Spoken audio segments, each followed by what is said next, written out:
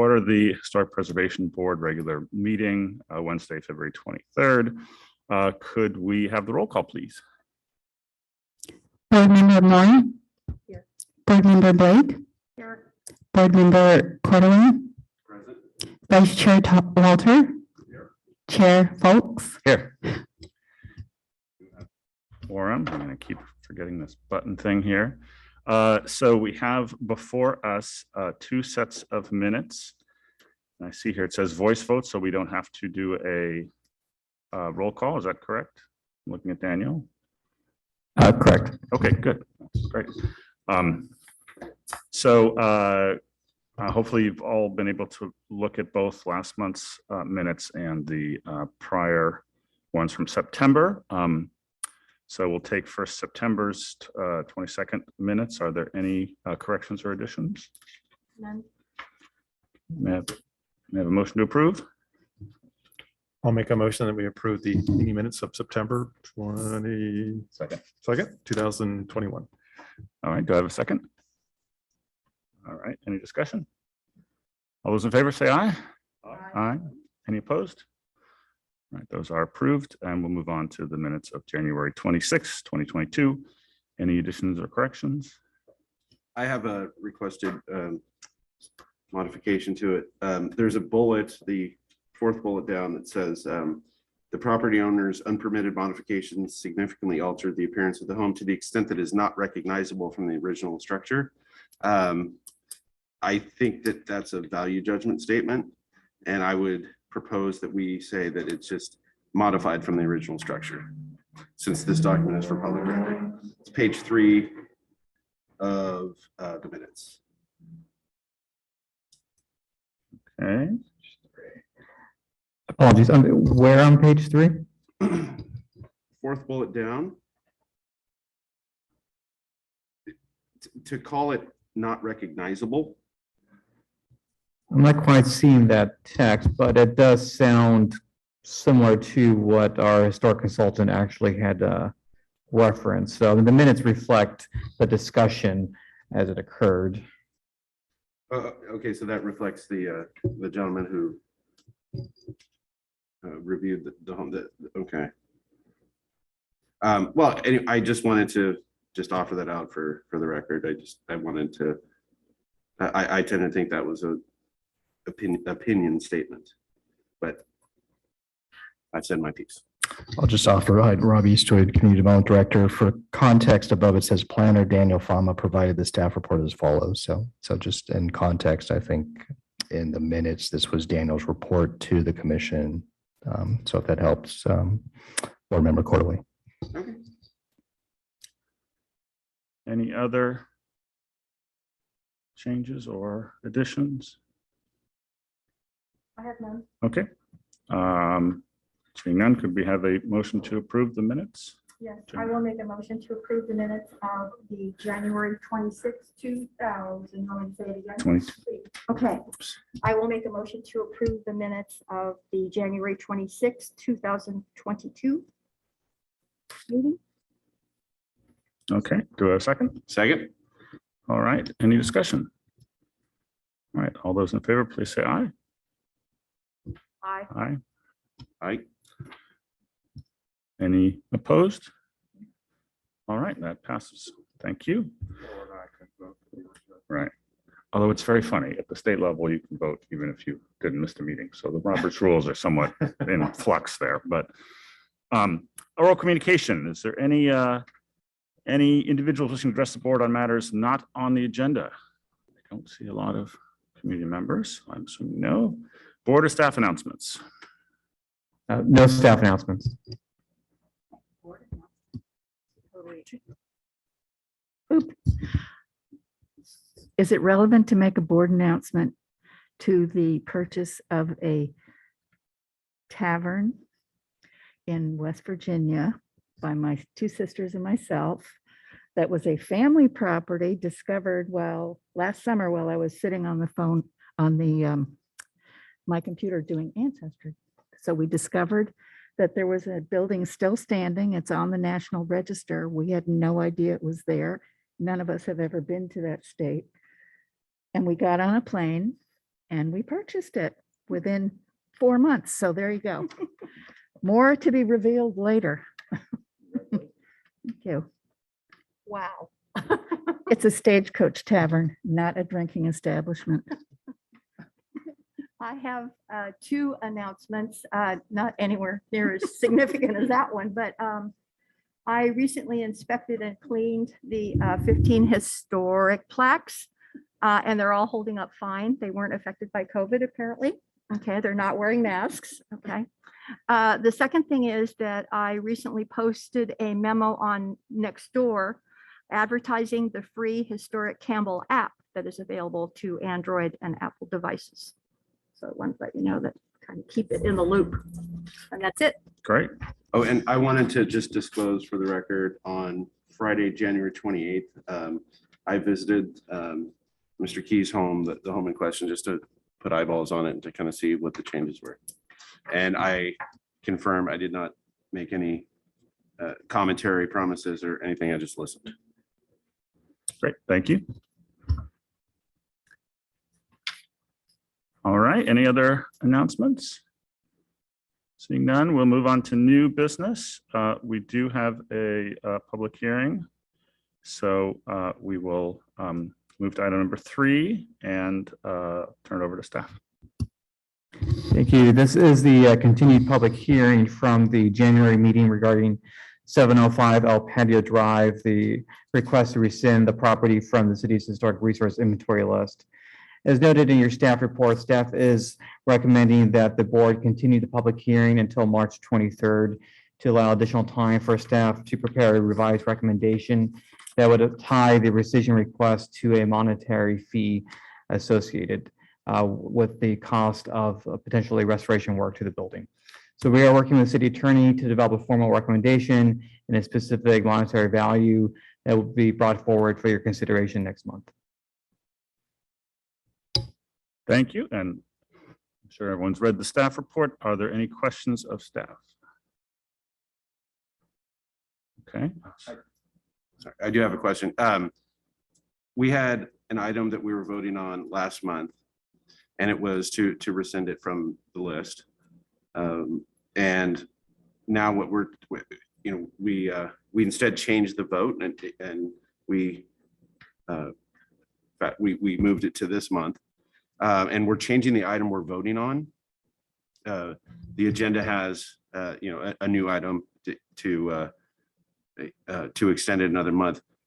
Just wanted to make sure, and just want to call out just if that's appropriate to change the item that we're voting on.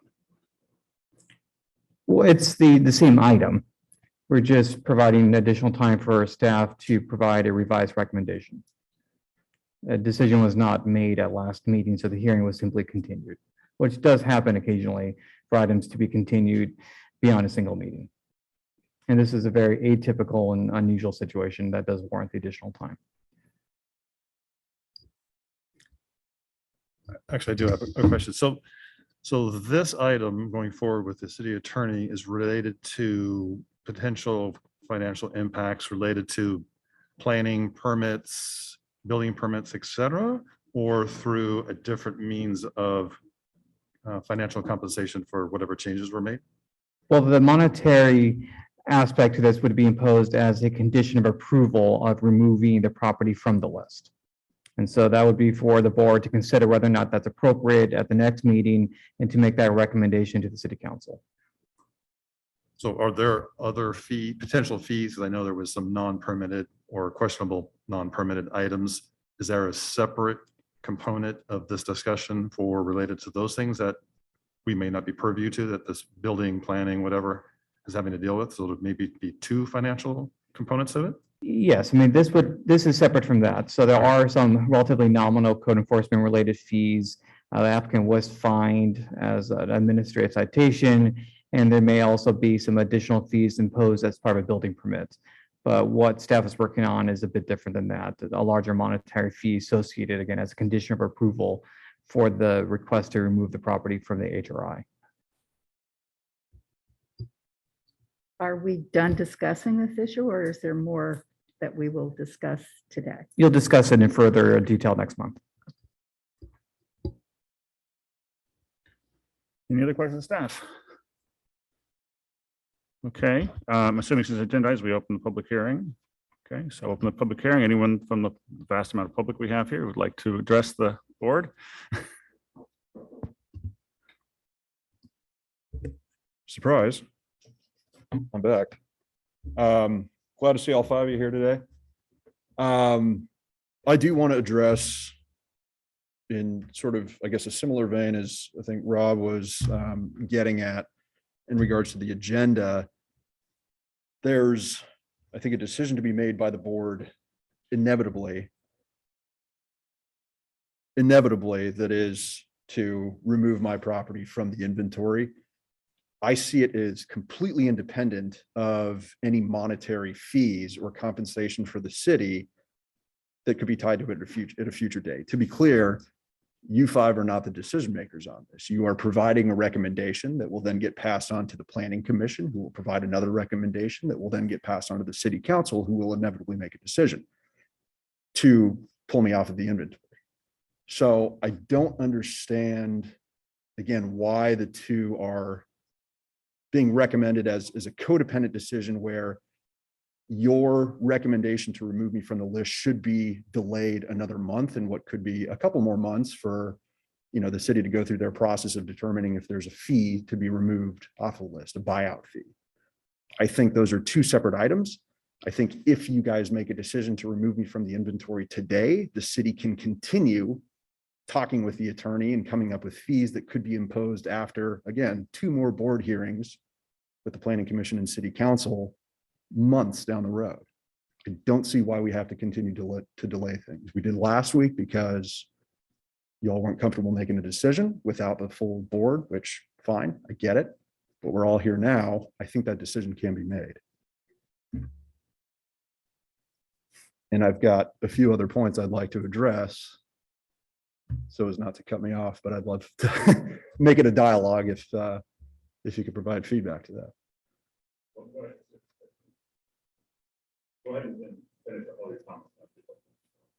Okay, fair enough. I have 5 points that I want to make in support of removing me from the inventory, if that's something that you guys can do today.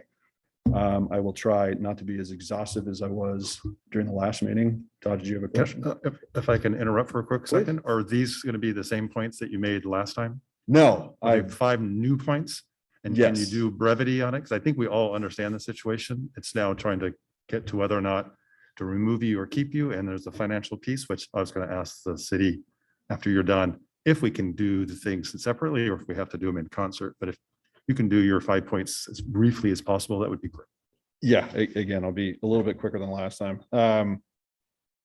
Again, I think the decision for removing me from the inventory is one that is a responsibility of the board.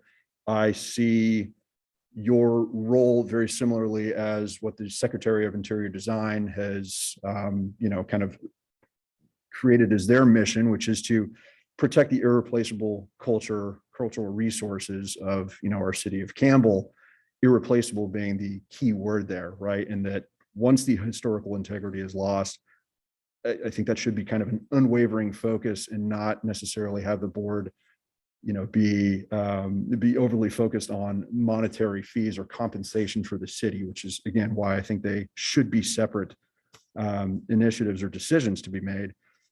In regards, I could reiterate the timeline since there were a lot of questions on that, but maybe that's up to you guys to kind of poke around at me for that one. I think the facts that have been presented to us, the facts of the literature, the city's packet, as well as Mark Sandoval's report, there are some significant statements in there that I think speak to, the item coming off of the inventory, which is one, it does not meet 6 out of the 7 national register criterias. He makes mention verbatim, it appears as if there's 2 completely different structures. Mike, to your point last month of, it sounds like it could possibly be reconstructed. I think there was a misinterpretation of what was actually written in Mark Sandoval's report. He says reconstruction can be achieved, but then he goes on to say, regardless of those efforts, it will not add historical value to the property. So yes, it can be reconstructed to look the same. Effectively, this should be interpreted as making a replica of the historical property. Replicas are obviously not the same as history, right? We know Civil War reenactments happen every year. It's not to say the Civil War is happening every single year. So, you know, to that end, trying to replicate it, there's no documented measurements of the different window depths or the stucco texture, things like that. It wouldn't be done to an accurate means. And again, it would not provide historical value to the home. My ideal resolution or compromise to the board is this, and I don't think there is actually an issue of precedent, which you all discussed last time, because of the fact that a hole has been identified in the city's code, which is not disincentivizing owners of historic properties like myself to actually make changes. That's been identified, and that's going to get fixed in short order by you guys and by the city. So I don't think precedent is really an issue here, because it's not going to happen again. It's a hole that will be plugged. My idea of compromise is to promise to you all and provide my best intention to maintain the general aesthetic of the home. Keep it a Spanish style home. You know, I want to make it bigger, dramatically bigger. It's a small home. I have lots of intentions to build it out, but I can keep what's left of the architecture of the home, as well as keep, again, the general aesthetic of it, if you're willing to take me off the board. I just need some autonomy with my own home, like most of you have with yours. Those are the points I wanted to make. Thank you. Any questions, to the applicant?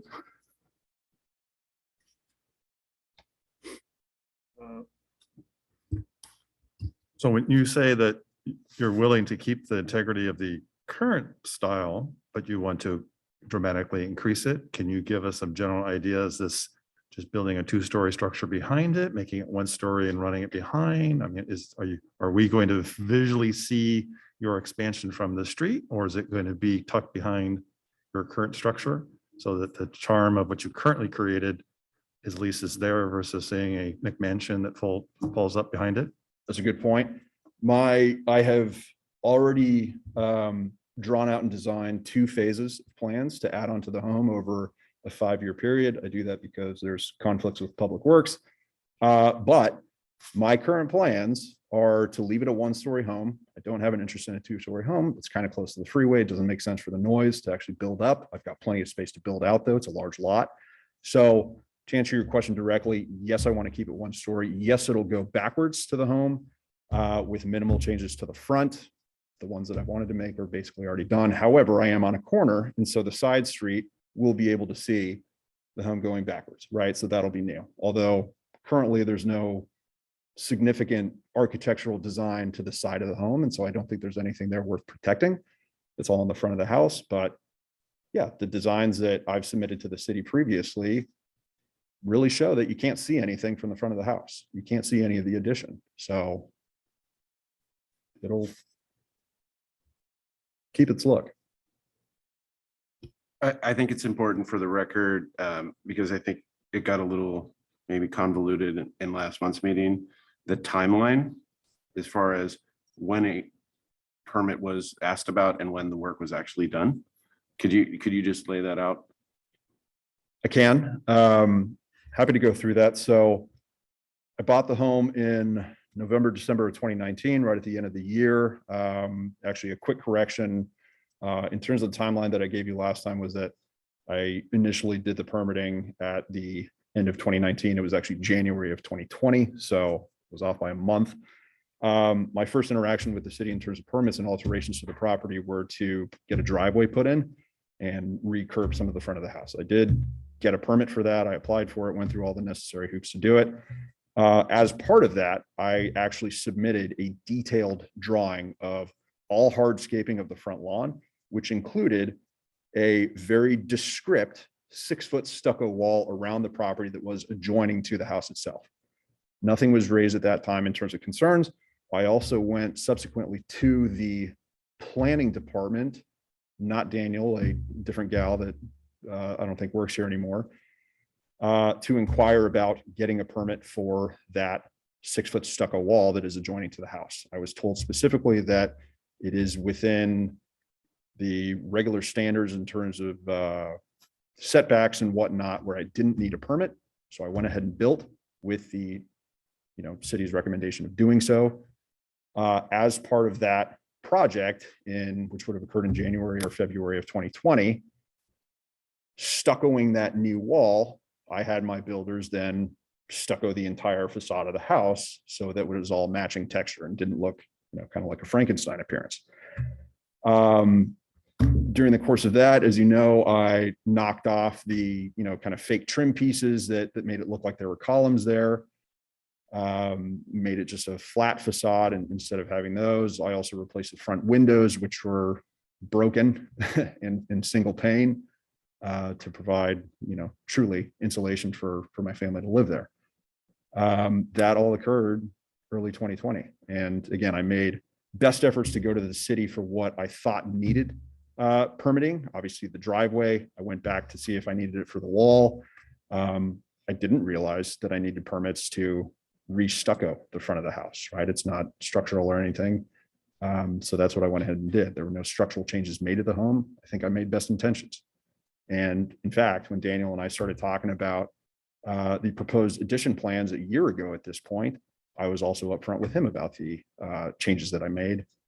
My intention was not to hide anything or get in the way with anything. I didn't think I did anything wrong. Obviously, there were some missteps though. So anything I could clarify about that?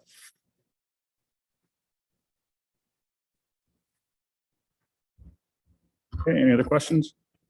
What is the, if the house is removed from the inventory now, what does that do? And it's been on the house forever.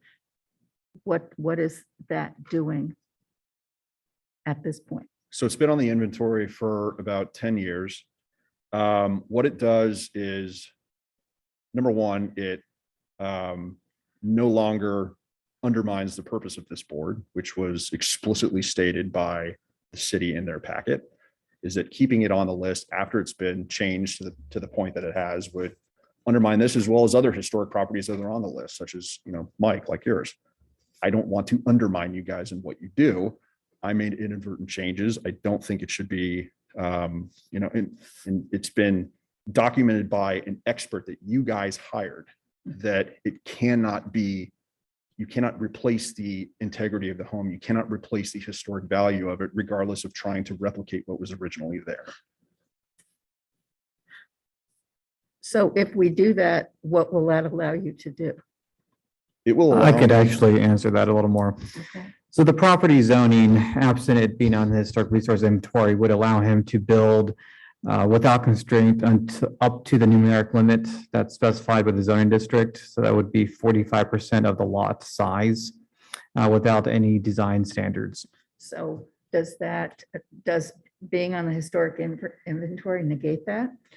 Yeah, so currently as a property on the historic resource inventory, he is subject to the city's historic design guidelines and then by reference, the Secretary of Interior standards for historic treatment. So that does have some constraints in terms of the overall design approach of an addition. Absent that, the home can be demolished or he can dramatically alter it really again up to the numeric limit specified by the zoning code. So was that other addition to the house permitted or not? His other addition had simply been proposed, but that application was withdrawn once this matter came to light. But there's nothing that would compel him to proceed with that particular proposal, which was designed to try to meet the historic design guidelines, which would no longer be applicable. And so to the point of maintaining its appearance, I've already done the designs to keep it Yeah. looking Right. within the same, sort of aesthetic that it has, right? That's not going to change. I'm not going to pay another 10 grand to get that redone. I like the design. What I want again is a bit more autonomy. I don't want to be subject to, frankly, all of your opinions on the aesthetic and what I think are in some ways misguided rules by the Secretary of Interior Design that Campbell has adopted in terms of using different materials to make the house look totally different from back to front. Things like that are going to end up making a Frankenstein house that's not visually appealing for any of my neighbors or, future property owners or anything. I want to make a very nice, bigger Spanish style house that will continue to increase the value of the neighborhood. I cannot do that when I'm handcuffed by this board. Any So, other questions? I'm sorry. so go he ahead. cannot proceed with anything until this all gets decided. Correct. Is that what's going on? Correct. Any other questions? All right, thank you. And there's no other members of the public, so seeing, yes. Oh, we do. I'm sorry, online. Okay. Sorry about that. That's I my didn't- wife, I think of.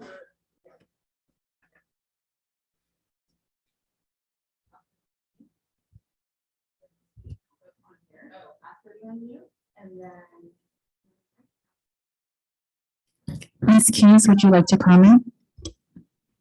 Hi, I'm sorry. The video cut out before, so if there was a question to me, I didn't hear it.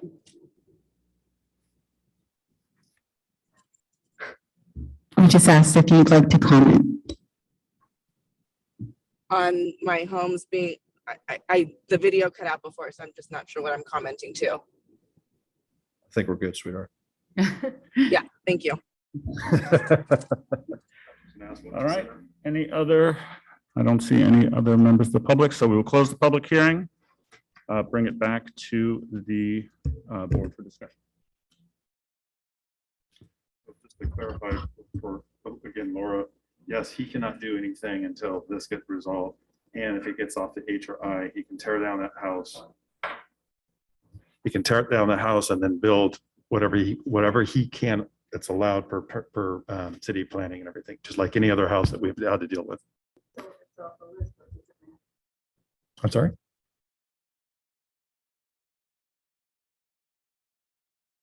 What is it? What do you mean? What does it matter?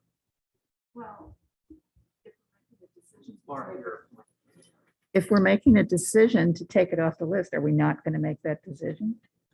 Well, that's what we're going to talk about now. Okay. Yeah, but I do have a question for Daniel. So the comment or the component here about making this go to the March 23rd for the financial piece, is that have to be correlated with our decision on whether it's going to be on the HRI or not? Yes, so the thinking is that the monetary fee would be imposed as a condition of approval of the rescission request. So they are linked. That would be the mechanism the city could actually impose the monetary fee to.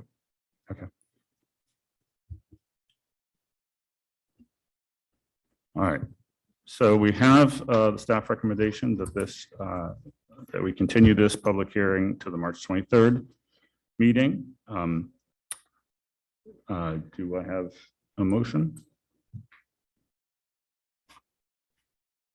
I'll make a motion. I'll make a motion that we carry this meeting forward to the March 23rd, 2022 meeting. Okay, thank you. Do I have a second? I'll second that. Okay, discussion? Any discussion? Hearing none, roll call, please. Board Member Mai,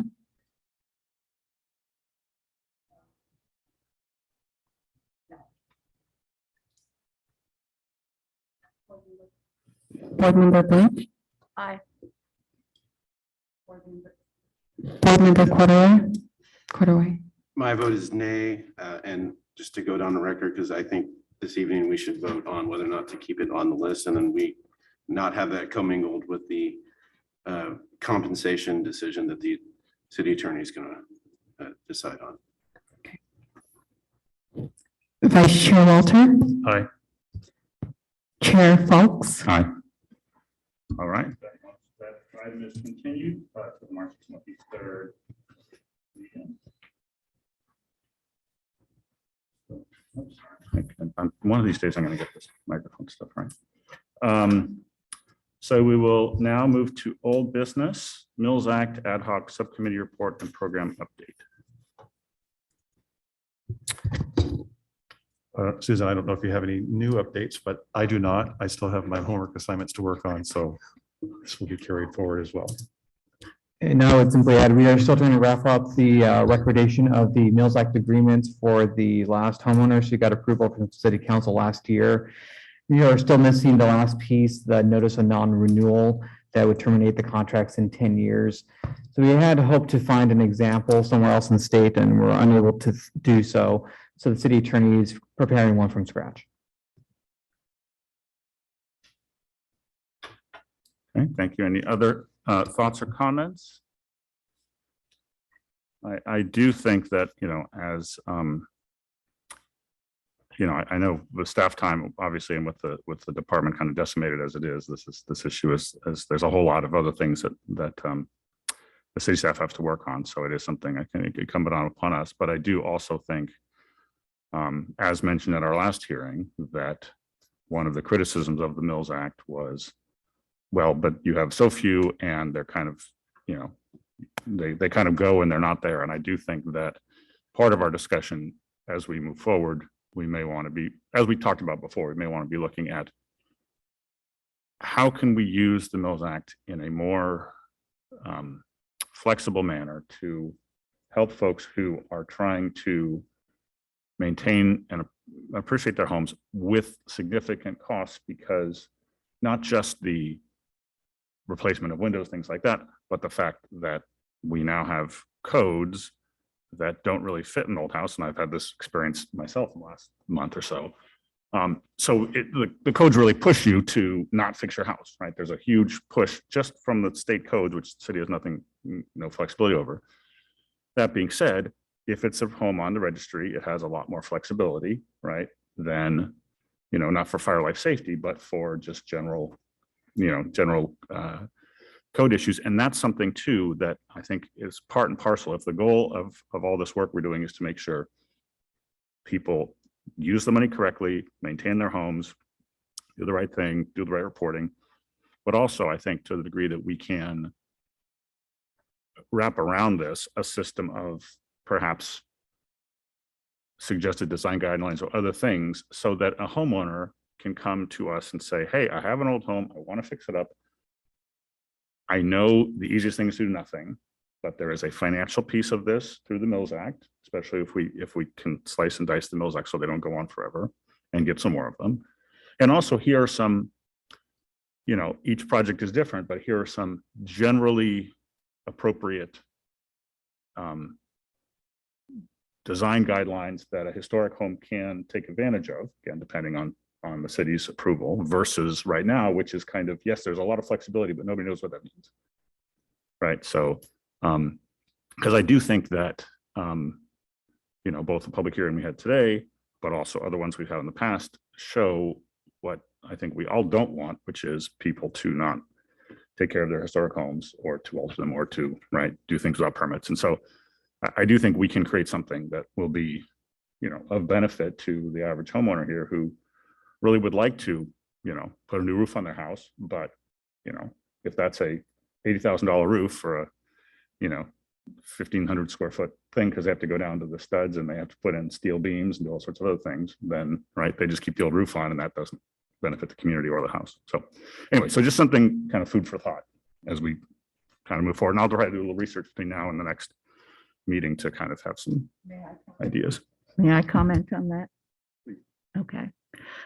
I think that we have a lot of pressure in this valley now.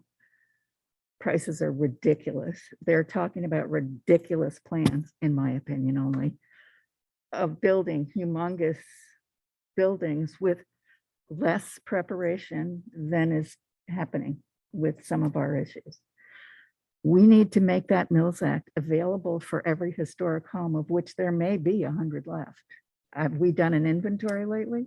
Do we know how many historic homes are left? 121. Okay.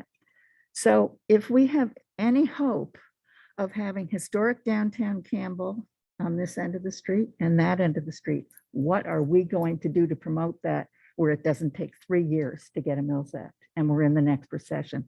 This is ridiculous. We need to be proactive and we need to get this taken care of. And, COVID has changed a lot. And I think with all the pressure and finance going on, I think we need to take a total different direction and work on it. The subcommittee, composed of myself and Todd, have done as much as we can do for right now, we are updating the Mills Act application, which is what the council asked us to do before they would allow more to come on. So everything is like stacked on top of itself. And if you pull something out of the middle, the whole thing's going to fall. So we're doing what we can do. The staff is overwhelmed with other things as well. I think we just have to hang in here and do the best we can right now. Well, I think we ought to be working towards a better outcome because everything drags on for years and it's too much. I don't see it. Well, I think the big thing too, Laura, is to keep in mind is that we can do whatever we want to do over here on the grassroots side. It still goes to the city planning. Or is it planning and the city council? And as we've all experienced, they've been hesitant to increase the number of Mills Acts. So until the Mills Act, well, that too, but until that gets open and gets provides more availability to people, then that's going to be the ultimate thing that's going to do it. We just by happenstances last year or two had, a few more showed up than in the past, but since we started this, whatever, 10 years ago, we only had 3 or 4 for all these years. So we just had a surge. So we don't even know if we did say, oh, we're going to go to 20, are we going to get 10 more people, 9 more people to come forward? We may or may not. We don't know. But we still need to push and try to get the city council to agree to increase it so that we have the availability, so people aren't pushed back. I do have a question. Someone else may be able to answer it. How many council members are the same as were on it the last time this came up?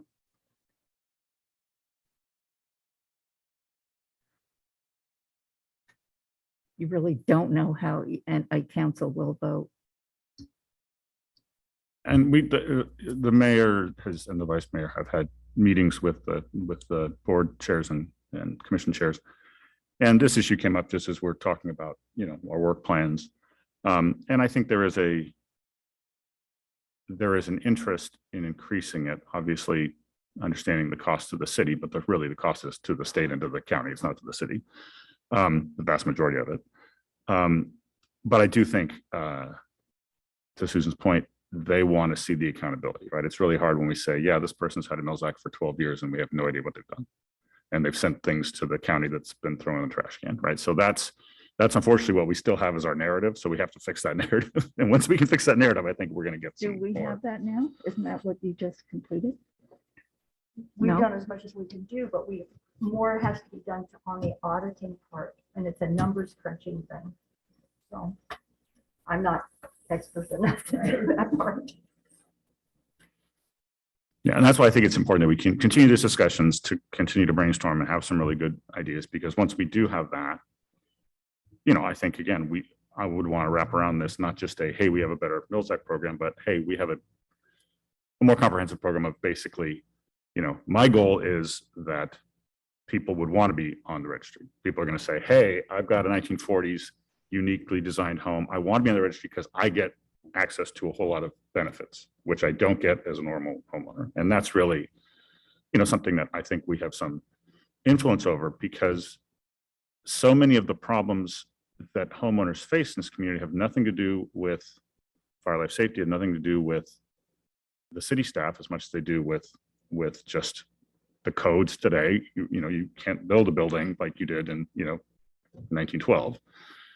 But a lot of that, if they don't actually impact safety, but they really are just new design standards because of different materials and different, et cetera, right? There may be some ways where either financially we can help because they have to bring things up to code, or we can have some good ideas of ways to which there's an alternative approach that gets you better preservation of your house, doesn't really impact safety of your house. And the codes have that flexibility. So I think it's kind of a little bit of both, because we can't fix everything with the Mills Act. That's because there'll always be more costs than there are money to help with costs. And you don't want just rich people fixing their houses. But I think if people, before you hire an architect, do all sorts of expensive work, if you kind of know, okay, there's a good chance I'll qualify for some financial help here on my taxes, which will help me forward. And there's some ideas here that seem I could incorporate in here that's not going to require, right, a steel girder from your, attic to your basement to hold the house up. because it's not needed. It's just what current practices are. I was gonna say, Laura, the other thing too, if you recall that from the city council standpoint, what they want to see is this audit of the previous ones. So once that is done and they see the numbers, because I think it's really the financial numbers, number one, and number two, what they've done with the money they spent, that will then give them clarity to say, oh, okay, it was either worked, it didn't work, or it was somewhere in between. And so then in concert with our revised recommendations for the Mills Act moving forward, that will hopefully give them enough confidence. They'll say, okay, that makes sense. Let's do 5 more, let's do 10 more, whatever the case may be. How do we agendize that audit? How does that get done?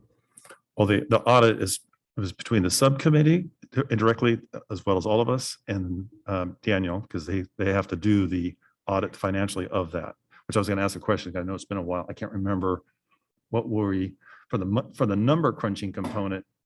What was our thinking of how we were going to accomplish that? Well, the idea, unfortunately, before our last planner left and threw our department into pretty severe staffing crisis, was to convene a meeting with the 2 subcommittee members and myself, and we would go over the next steps of that audit and who would do what. But unfortunately, that's been put on the back burner for a little while now. We are slowly staffing back up, but it's going to take some time. As you can see from the council's agenda for tomorrow evening or tomorrow afternoon for the priority setting session, there are a number of items that are going to be on our department's work plan for the next year or two. So it's just a matter of priorities for the city council to determine, I'm afraid. And is from the number crunching side, is the city looking at that being done by somebody who's certified like a CPA? Or can that be something that is done just internally with our group here, the subcommittee, that we come back with what we found financially, or are they looking for something more substantial? Well, I think like what we had planned before COVID was to maybe have the assistance of an intern. So we may be doing that again, and hopefully that can maybe occur this year. So I'll jump in. Rob Eastwood, Community Development Director, who's got my finger on the close pulse of our staffing and budget constantly. So for a long time, and it's starting to change. So at one point over the last 4 months, Daniel was half the planning department. We do have now a new associate planner. I have an assistant planner starting in 2 weeks. So the staff ranks are changing. It's going to take a couple of weeks to unload the backlog. And as Mr. Fama mentioned, we have a severely heavy workload with a general plan update, a housing element update, objective standards, and editorial comment, probably 10 years worth of code deficiencies that just need to come up to date. But that being said, and I know we talked back in September, in my own opinion, I think the effort's well worth it. What I would offer is 2 things. I think in about a month's time, once we have the new staff on board, we might have some bandwidth to sit down with the subcommittee and lay out a game plan, number 1. Number 2, have applied and do anticipate getting some intern support this summer and could allocate some of those resources to the subcommittee. And 3, I just advocated probably the best model would be a working subcommittee, which I think I know you are, but just given the limited staff resources, to the extent staff can help direct, understand, or technical review of documents and where you're going, we can play that role. But in terms of sort of the legwork, the subcommittee doing a lot of legwork, moving it forward, I think would be the most advantageous.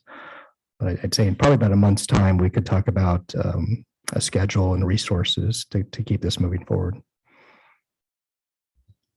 I wanted to go down on record saying, I have kind of, me personally, the luxury of time in my schedule.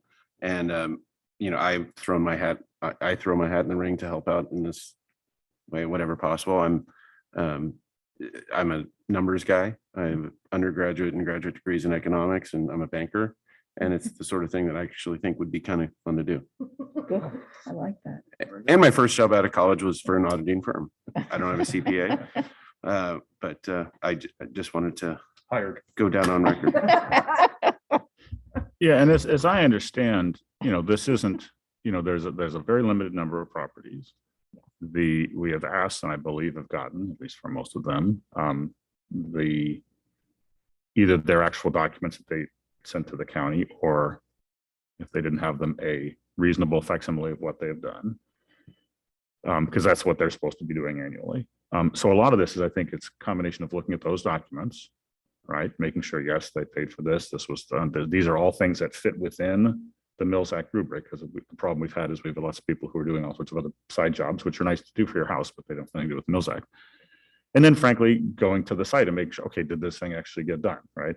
Okay, they replace these windows with original double pane windows. Are those, so it's almost a site visit. So I don't think it has to be incredibly complicated, especially given the small number we have. It's just, I think we have to be able to go to the council and say two things. One is, we had a Mills Act, the person did what they're supposed to do, this is what they did, or didn't, frankly. I mean, we'll probably find some good news and some bad news. And then the other financial piece of this, which getting to your expertise, is they're very clear, and this isn't rocket science, but it's very clear how much the homeowner decreases their property tax and where that property tax goes, which again is a lot to the state, some to the city, a little bit to the city, some to the county, some to some other special districts. So that's really the calculation there is, okay, if this house has been on the Mills Act for 16 years, what is the city's cost versus the benefit to the homeowner? And I think that's where you're going to get, I believe, numbers that are going to say, well, the homeowner saved 160 grand and the city lost 12 or something like that, which I think is a much more compelling story to tell than right now, which is we don't know, right? Which is not a good story. Excellent.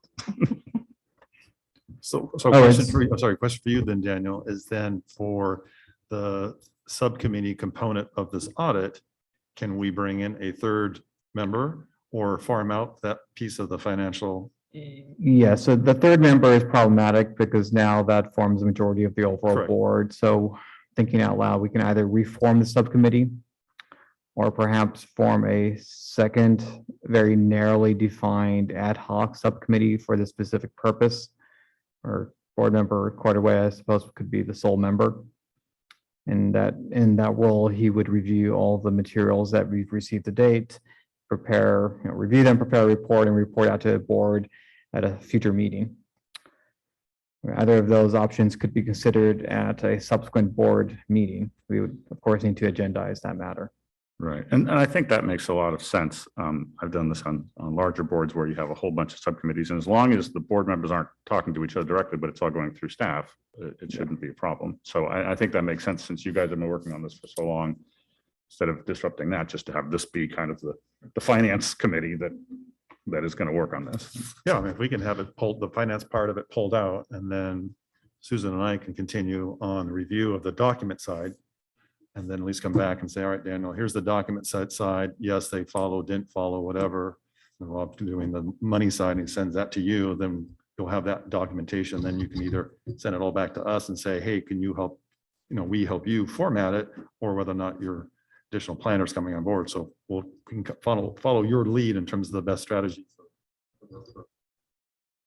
Certainly, I'll give that some thought and we can add it to next month's agenda. Great, thank you. Good discussion. Anything else? All right. All right, so seeing no other old business, we will adjourn at 10 minutes to 6. Thanks, everyone, and we will reconvene on March 23rd. Will you 5 do o'clock. attendance on that? Unless you want to do it from Europe, I can call in, but I will have to be on the agenda at a place. You can meet me in the hotel in Marseille, and yes. Oh. Can I get your ticket?